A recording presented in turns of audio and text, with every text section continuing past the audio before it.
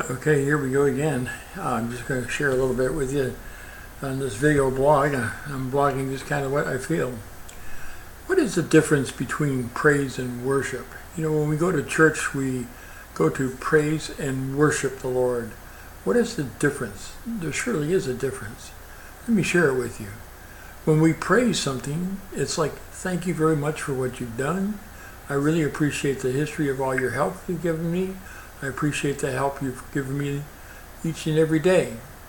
But when we worship, we bow down, we say, oh, you are the greatest, you are awesome, you are tremendous, you are beyond description, you are holy. I worship you, I just worship you with all my heart. And I idolize you when I worship. You fill my life when I worship you. That's the difference between praise and worship. And you know, I have a beef. I think my friends are tired of listening to me about this, but I'll share it with you and let you see what you think. And you can write me here at dave@talkingpsalms.org. That's dave@talkingpsalms.org.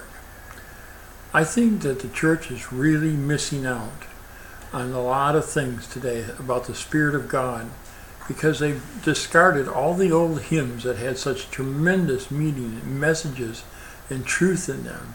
And now they've gone with these contemporary songs, which by and large are really just kind of praise. They're not really worship. They don't really talk about Jesus and how Jesus is filling your life with hope.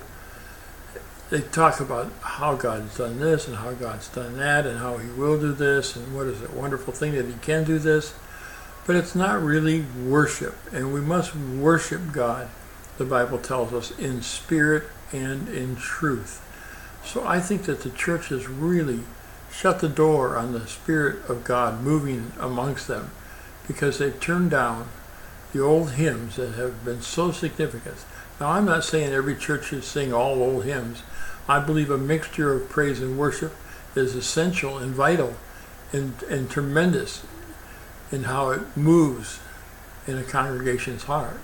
So I encourage any pastor or lay leader or worship leader out there that's listening to me right now, develop